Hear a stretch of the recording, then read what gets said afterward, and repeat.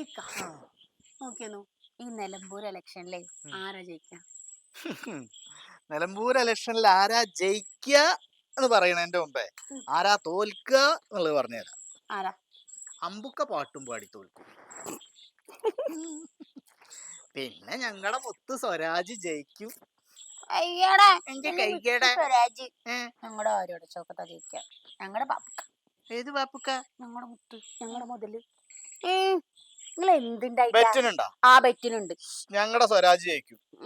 ഒരാജ ജയിക്കാം, ഒന്നുമില്ല ജയിക്കില്ല. ഞങ്ങളുടെ ശൗക്കത്തക്കാരെ കാണാൻ തന്നെ എന്തൊരു മൊഞ്ച. ആ മൊഞ്ചുണ്ടായിട്ട് കാര്യമില്ല, ജയിക്കും കൂടി വേണം. നിങ്ങളുടെ സ്വരാജിന് എന്തുണ്ട്? ഒന്നുമില്ല. ഒന്നുമില്ല. ഞങ്ങളുടെ സ്വരാജിന് ഇല്ലാത്ത എന്തേലും ഉണ്ടോ? ഈ ബെറ്റ് ഒക്കെ ഉണ്ടെങ്കിൽ വെക്കി. ബെറ്റ് വെക്കാം. എത്ര റുപ്യക്ക്? 2000 റുപ്യക്ക്. ഞാൻ പറയുന്നത് സ്വരാജ് ജയിക്കുന്നു. 2000 വേണ്ട, 5000 റുപ്യക്ക്.